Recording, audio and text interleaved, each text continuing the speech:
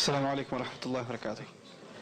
Alhamdulillah wa salatu wa salam ala Rasulillah. I'd like to start by saying that I am in a serious time crunch. I don't know how I'm going to get out of my head in these 20 minutes what I really want to. So I'm first of all asking Allah that He gives me clarity in speech and that I don't overburden you or give you overload of information, which in and of itself is not very conducive for proper learning or discussion.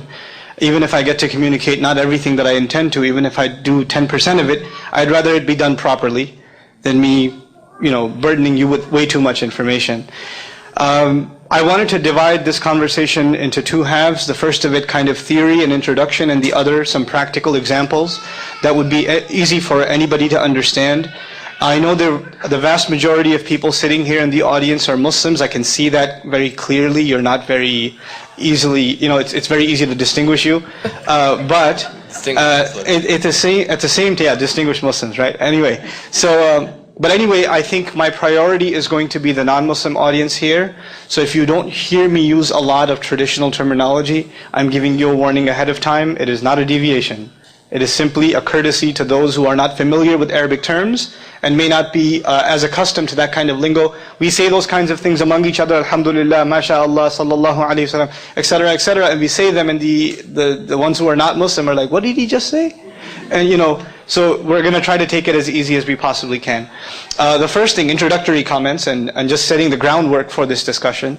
I think everybody here knows what literature is and what literary appreciation is. Western civilization is a great contributor to the global cultivation of literature. And part of every person's education in this country, not to mention anywhere else, part of that is language studies and literary appreciation and literature studies. For instance, all of us probably that went to high school here suffered through some Shakespeare, right? So that's at the very least, right? So be it novels or poetry or anything else, this is necessarily a part of one's education. And literary appreciation, you would have to say, in the end, is a subjective thing. In other words, it's not a hard science. It's not something like physics or biology or chemistry or anything else where there are black and white. It's what you can say is it's an art more than a science, right? Literature. So it's in the eye of the beholder. So what could be amazing to one may be completely unimpressive to someone else, and that's entirely possible. Which makes the job of the Muslim even more difficult, because the creed of Muslims, the core belief of Muslims is that the Quran is unequivocally the most beautiful body of literature and the most eloquent form of literature in existence. This is our creed, this is what we believe with full confidence. Now there are two ways to go about this when you're discussing this with someone who doesn't belong to your faith. I'm talking to the Muslims for a second. One way to do this is to try to convince them, no, look how amazing this is, this can only be God's word. But I personally am not convinced of that approach. And the only reason I personally am not convinced of that approach is because it turns into a debate. And it turns into a back and forth. Rather, I'd like to take the approach of, let me show you the beauty I've come to appreciate. And let me help you appreciate some things that I've come to appreciate. And this becomes a purely literary discussion. And from then, people can make their own decisions or explore further if their curiosity has been sparked. Now, this is a conversation that took confrontation away from the picture.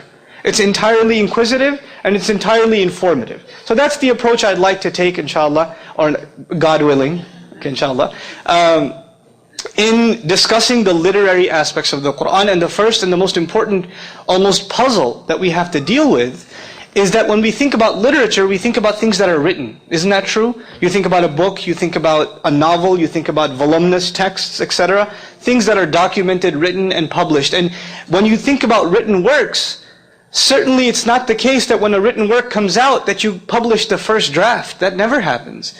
When you write something, you come up with you get it reviewed, you read it, you check it yourself, you read it over again and you make corrections, you take away redundancies, you take away, I don't know if this verb best fits this paragraph, or maybe I repeated myself too much here, or maybe this is a run-on sentence. You guys do this when you write term papers, don't you? You hand in your first draft to your English teacher, and he or she says, no, you know what, this needs a little bit of work. Fix it up and then hand it in. So you come up with your second, third, fourth draft, you still get a D, but that's okay. You went through an editorial process. What I'm trying to say is it's natural and expected that in literature there be what's called an editorial process. That's natural.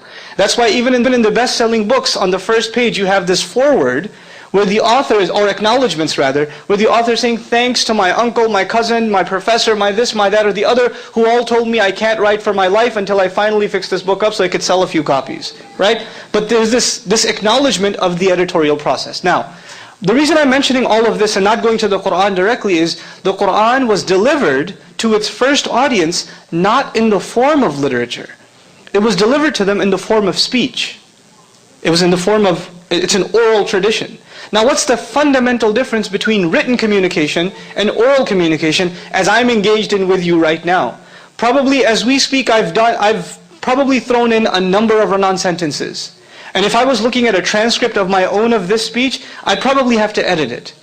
Because when I speak, it's natural for me to make mistakes or repeat myself, and you're expecting it from me too. Nobody speaks perfectly eloquent, grammatically pristine English all the time. We make mistakes and it's natural. But when you write, you have a chance to fix what you're going to say. Isn't that true? Now the entire Qur'an is revealed and delivered to its first audience, believing and non. That first audience does not come into contact with it like a piece of paper they have to read. It's not that way. It's delivered to them in the form of speech. And now the first question that comes to mind is, in which of these two means of communication is there more possibility of error? That's the first natural question. When you speak, is there more possibility of error? Or when you write, is there more possibility of error? I think the answer is unanimous in this audience. What is it? It's in speech. Naturally, when you speak, you can make mistakes. You can have gaffes, as we learn in politics, right? Somebody's political career can end because of what they say on the mic. Now, had they only stuck to the script, maybe they would have won the election, but you know, they opened their mouth. So now, we understand this in real life. And so the skeptics, the people that are trying to dismantle really the efforts of this man, sallallahu alaihi wasallam, may peace and blessings of Allah be upon him, this messenger, who's claiming that these words are coming out of my mouth, but they don't belong to me. The author is divine. Now he's making this tall claim. Obviously, the people that are listening and don't believe him or are skeptical are going to try to find something. Aha, that's divine too, that mistake you just made? Or what about this? You said this before, now you contradicted yourself, etc., etc. These kinds of things were something they would be looking for. And we know this from Arab history, even pre-Islamic history, that the Arabs were very keen on picking each other's language apart. They would be very sensitive to how a person speaks. So now, keeping that in the background, I'm going to give you 4 or 5 practical examples. Practical examples of what is talked about as part of the great body of literature that is the study of the eloquence of the Qur'an. By the way, this is, you could call a PhD thesis. The study of the eloquence of the Qur'an is kind of a PhD thesis that has been a pet subject in Islamic studies for centuries. So you have literally hundreds of thousands of scholars from across continents that have dedicated 10, 15, 20, 30, sometimes 40 or 50 years of their life to studying this one subject, the eloquence of this book, which in and of itself wasn't even a book, it was a speech. It was a speech. So, but we're going to just take a small sampling of a few examples and try to appreciate what these people are talking about. There are 2 kinds of, I'm not going to say chapters, I'm going to get you guys used to another term, it's surah. Surah, okay, S-U-R-A, if you're going to spell it out, S-U-R-A-H. That's the term. Instead of chapters, we're going to call it surahs. And the Qur'an is made up of how many Muslims here?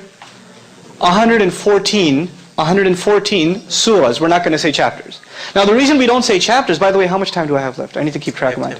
10 minutes. Awesome, I'm on time. Okay. So, there are 2 kinds of surahs. They're early, you can call them pre-migration and post-migration. Now what do Muslims call these? Makki surahs. But what I mean by pre-migration and post-migration is in the Prophet's struggle, in Muhammad's struggle, sallallahu alaihi wasallam, may peace and blessings be upon him, when he first delivered this book to his original community, to his native community, they tolerated it for a period of about 10 years, about a decade or a little more. They tolerated it. And it came to a point where they were pretty much ready to kill him, necessitating his migration.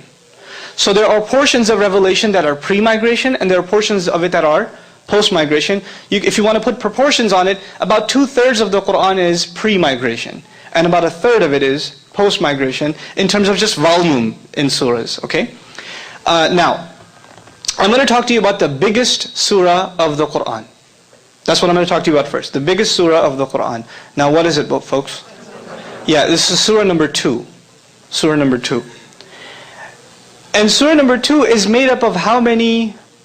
I'm not going to say verses. I'm going to give you something new for your vocabulary. Instead of, when we say verses of the Bible, right? Or sentences. Instead of verses, what term are we going to use? Ayahs. You could even use the English plural. It's okay. It's not sacrilegious. Ayahs. So you have surahs, which is the Quranic version of what? Chapter. And you have ayahs, A-Y-A-H-S. A-Y-A-H-S. Ayahs. Which literally means a miraculous sign, by the way. The word ayah means a miraculous sign. So we say each surah is composed of a set of miraculous signs. We don't call them verses. Okay? Now, this surah, this biggest surah, number 2, is made up of how many ayahs? 286. This is the biggest one in the Quran. It's made up of 286. I'm not going to say verses. What am I going to say again? Just so I know you know, ayahs. Okay? 286 ayahs. Somewhere in this surah, the ayah